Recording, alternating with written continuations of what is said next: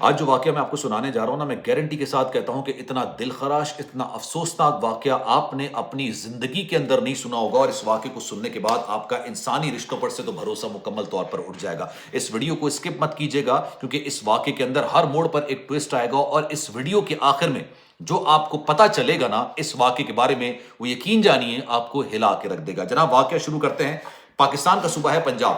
یہاں پر ایک گھر کے اندر 24 سال کی خوبصورت سی پیاری سی لڑکی رہتی ہے، اور اس کے رشتے کی بات ہو رہی ہوتی ہے۔ رشتہ کرانے والی آنٹی نے اس لڑکی کی تصویر کو ایک لڑکے والوں کو دکھایا، ان کو لڑکی سمجھ آ گئی۔ لڑکے کی تصویر لڑکی والوں کو دکھائی، لڑکی والوں کو لڑکا سمجھ آ گیا۔ دونوں کی طرف سے گرین سگنل ہو گیا، اور ملاقات کے لیے ایک وقت، ایک دن مقرر کیا جاتا ہے۔ لڑکے والے لڑکا سمیت آتے ہیں گھر کے اندر، پہلی ملاقات کرتے ہیں، ڈرائنگ روم کے اندر بیٹھے ہوتے ہیں، سب ایک دوسرے کو انٹروڈیوس کرا رہے ہوتے ہیں۔ اسی اسنا میں یہ 24 سال کی لڑکی جس کا رشتہ طے ہو رہا ہوتا ہے، اس کا نام ہوتا ہے عروج، یہ ہاتھ میں ٹرے لے کے چائے سمیت یہ ڈرائنگ روم کے اندر داخل ہوتی ہے، سب کو چائے سرو کرتی ہے، اور اس کے بعد کونے میں جا کے بیٹھ جاتی ہے۔ ابھی سب ایک دوسرے سے بات ہی کر رہے ہوتے ہیں کہ اسی گھر کی ایک 3 سال کی معصوم سی بڑی پیاری سی بچی جس کا نام عشا ہوتا ہے، یہ اچانک ڈرائنگ روم کے اندر داخل ہوتی ہے، اور اس 24 سال کی لڑکی جس کا رشتہ طے ہو رہتا ہے اس کے پاس جاتی ہے، اور اس کو مما مما کہہ کے پکارنا شروع کر دیتی ہے۔ لڑکے والے جو وہاں پر موجود ہوتے ہیں، ان کے تو طوطے اڑ جاتے ہیں، ان کو تو سمجھ ہی نہیں آتا کہ بھائی ہم تو لڑکی کا رشتہ لینے آئے، یہ تو پہلے سے نہ صرف شادی شدہ ہے بلکہ ایک 3 سال کے بچے کی ماں بھی ہے۔ اب یہ لڑکی والوں سے کہتے ہیں کہ یار آپ یہ کیا کر رہے ہیں، ہمارا بچہ تو غیر شادی شدہ ہے، پہلی شادی ہو رہی ہے، آپ نے یہ بتایا تھا کہ لڑکی غیر شادی شدہ ہے، لگتی بھی غیر شادی شدہ ہے، لیکن ایک 3 سال کی بچی اس کو مما مما کہہ رہی ہے۔ اچھا، لڑکی والے ان کو سمجھاتے ہیں کہ بھائی آپ جو سمجھ رہے ہیں نا، ایسا ہے نہیں۔ یہ جو 3 سال کی بچی ہے، یہ لڑکی کی بھائی کی بچی ہے، یعنی یہ اس کی پھپھو ہے، اور چونکہ اس کی والدہ اس کو چھوڑ کے جا چکی ہیں، ہمارا جو بیٹا ہے اس کی علیحدگی ہو چکی ہے، ہمارے بیٹے نے 3 شادیاں کی، پہلی شادی کی اس کا انتقال ہو گیا بیوی کا، دوسری شادی کی وہ علیحدگی ہو گئی، اور تیسری جو شادی کی ہے اس سے اس کی 2 اولادیں ہیں، لیکن یہ دوسری شادی کی بچی ہے، اور اس کی ماں اس کو چھوڑ کے جا چکی ہے، تو ہم ہی اس کو پال رہے ہوتے ہیں۔ زیادہ تر جو ہے نا وہ عروج ہی اس کو دیکھ بھال کر رہی ہوتی ہے، اس کو دودھ پلاتی ہے، اس کو اپنے ساتھ رکھتی ہے، تو بچی نے اس کو مما مما کہنا شروع کر دیا۔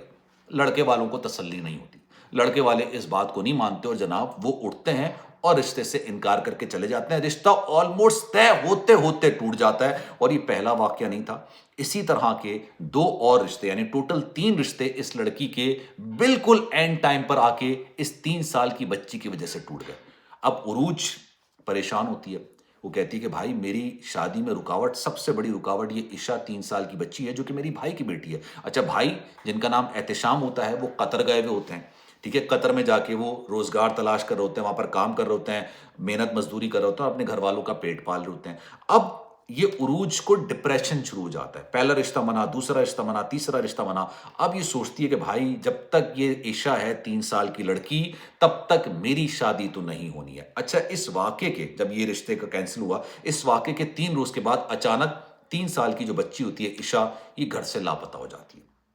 یہ کہیں غائب ہو جاتی ہے، کسی کو نہیں پتا چلتا کہ بھائی 3 سال کی معصوم سی بچی اچانک کہاں غائب ہو گئی۔ پولیس کو اطلاع کی جاتی ہے، پولیس آتی ہے، کہتے ہیں کہ جناب یہ بچی وہ گھر کے باہر کھیل رہی تھی، کہاں غائب ہو گئی کچھ نہیں پتا چلا، اس کے سوتیلے بہن بھائی بھی اس کے ساتھ کھیل رہے تھے، لیکن ہمیں اندازہ نہیں ہو رہا کہ کہاں چلی گئی۔ پولیس والے تحقیقات کا آغاز کرتے ہیں، پورے محلے میں چھان مارتے ہیں کہ بچی کہاں گئی، کدھر گئی، لیکن کچھ نہیں پتا چلتا۔ تھوڑی دیر کے بعد گھر کے عقبی دروازہ، جو پیچھے کا دروازہ ہوتا ہے، اس سے 7 یا 8 فٹ کے فاصلے پہ، یار کتنا ہوتا ہے 7 8 فٹ، زیادہ لمبا نہیں ہوتا، میں فٹ کی بات کر رہا ہوں، وہاں سے ان کو بچی کی لاش ملتی ہے۔ اچھا، جب بچی کی لاش ملتی ہے تو سب سے پہلے انسان کے ذہن میں کیا آتا ہے، کیونکہ پاکستان میں اس طرح کے واقعات بڑے کامن ہیں، کہتے ہیں کہ جناب بچی کے ساتھ اللہ معاف کرے، اللہ معاف کرے، کسی نے کچھ غلط کام نہ کر دیا ہو، لیکن بچی کا جب پوسٹ مارٹم کرایا جاتا ہے تب پتہ چلتا ہے کہ اس کے ساتھ کسی قسم کا کوئی غلط کام نہیں ہوا، لیکن اس کی جو موت ہوئی ہے نا، وہ اس کا منہ دبانے، اس کے ناک دبانے، یعنی زبردستی اس کا سانس روکنے سے اس کی موت واقع ہوئی ہے۔ اب پولیس والوں کو لگتا ہے کہ بھائی گھر کے اندر ہی کوئی نہ کوئی ایسا بندہ ہے جس نے اس لڑکی کو، 3 سال کی معصوم سی بچی کو جان بوجھ کے اس کو بے دردی کے ساتھ مارا ہے۔ تحقیقات کا آغاز ہوتا ہے، بھائی تحقیقات کرنے کی کوشش کی جاتی ہے۔ جب پولیس کا جو پہلا شک جاتا ہے وہ اس کی سوتیلی ماں پر جاتا ہے، یعنی اس کے جو باپ نے، احتشام نے 3 شادیاں کی ہوئی تھی، میں نے آپ کو بتایا پہلی انتقال کر گئی تھی، دوسری سے یہ بچی تھی، اور تیسری شادی جو کی ہوئی تھی اس نے، وہ لڑکی 2nd فلور پر رہتی تھی، اور اس سے بھی اس کے 2 بچے تھے، لیکن ان سے تحقیقات ہوئی، پولیس کو کچھ نہیں پتا چلتا۔ پولیس پھر آگے تحقیقات کر رہی ہوتی ہے، بعد میں اس بات کا اندازہ ہوتا ہے بھائی کہ جہاں پھپھو رہتی تھی نا عروج، جو لڑکی 24 سال کی لڑکی جس کا رشتہ نہیں ہو پا رہا تھا، اس کے کمرے سے جو اس لڑکی کی لاش ملی ہے، درمیان کا جو فاصلہ تھا وہ 7 8 9 فٹ کا تھا۔ اب اس سے پوچھا جاتا ہے کہ بھائی یہ اب ظاہر سی بات ہے، ہر بندہ اپنے بیانات دے رہا ہوتا ہے، گھر کے اندر ہر ایک سے بیانات لیے جاتے ہیں، عروج سے جب بیان لیا جاتا ہے تب یہ بیانات مستقل بدل رہی تھی۔ پولیس کو کہیں نہ کہیں شک ہوتا ہے، یا پولیس کا روز کا کام ہوتا ہے، اس کو اندازہ ہو جاتا ہے کہ یار سسپیکٹ کون ہے۔ اب اس سے جب سختی سے بات کی جاتی ہے تو یہ طوطے کی طرح بولنا شروع کر دیتی ہیں اور آنسوؤں سے روتے ہوئے بولتی ہیں کہ بھائی میں نے ہی اپنے بھائی کی بچی کو، جس کو وہ مما کہا کرتی تھی، یعنی آپ سوچئے کہ ایک بچی جس کی ماں نہیں ہے، اس کی ماں اس کو چھوڑ کے چلی گئی، بڑی پیاری خوبصورت سی بچی، ایک عورت کو، ایک لڑکی کو جو کہ اس کے باپ کی بہن ہے، کیونکہ اس کو پال رہی تھی، پوس رہی تھی، اس کو دودھ دلا رہی تھی، اس کو مطلب اس کو پال رہی، مجھے یقین جانی میرے پاس الفاظ نہیں مل رہا ہے، اس کو مما کہنا شروع کر دیا تھا، اس کے اندر اس کو ممتا دکھتی تھی، اسی عورت نے اس لڑکی کو انتہائی بے دردی کے ساتھ مار دیا۔ کیوں مارا ذرا غور سے سنیے گا۔ اب یہ اپنے اعترافی بیان کے اندر کیا کہتی ہے؟ یہ جو عروج نامی لڑکی ہے، یہ اپنے اعترافی بیان میں کہتی ہے کہ میں نے اپنی والدہ کو، یعنی اس عشا کی 3 سال کی بچی کی دادی کو یہ بات سمجھائی کہ اس بچی کی وجہ سے میرے رشتے واپس چلے جاتے ہیں۔ ظاہر سی بات ہے، میں پالتی ہوں، میں دیکھ بھال کرتی ہوں، میں دودھ پلاتی ہوں اس کو، دودھ پلانے کا مطلب آپ سمجھ رہے ہوں گے فیڈر سے ہی، مطلب دودھ پلایا جاتا ہے اس کو، لیکن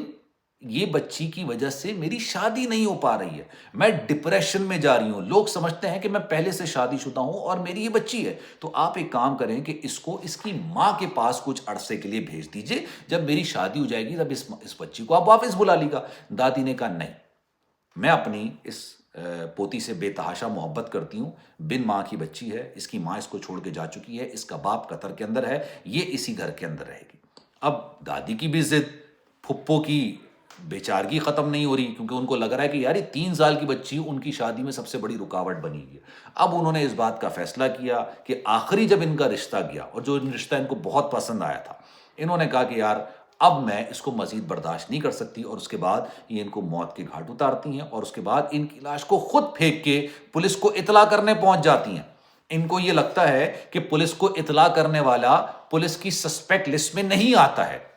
مطلب ان کو یہ لگا کہ اگر میں ہی پولیس کو اطلاع کروں گی تو پولیس مجھے شک کی نگاہ سے نہیں دیکھے گی۔ وہ اس کو مارنے کے بعد اس کی لاش کو پیچھے پھینک دیتی ہیں، اور اس کے بعد سمجھتی ہیں کہ بھائی اب میرے سارے مسئلے حل ہو جائیں گے۔ اب اس کو گرفتار کر لیا گیا، گرفتار کرنے کے بعد اس کو ظاہر سی بات اس نے اعترافی بیان دے دیا، عدالت کے اندر بھی بیان دے دیا ہے، اور اس کے بعد اس کا جسمانی ریمانڈ مکمل کرنے کے بعد اس کو جوڈیشل یعنی جیل بھیج دیا گیا۔ اب اس نے غالباً شاید ساری زندگی جیل کے اندر گزارنی ہوگی، ساری زندگی اس نے جیل میں گزاری۔ اس کی ماں تک کو یقین نہیں آ رہا کہ اس کی بیٹی نے اپنی شادی نہ ہونے کی وجہ سے اپنے ہی بھائی کی بچی کو، جو اس کو مما کہا کرتی تھی، یار مطلب آنیسٹلی میں نے اپنی زندگی کے اندر اتنا دردناک، اتنا خوفناک قسم کا واقعہ نہیں سنا۔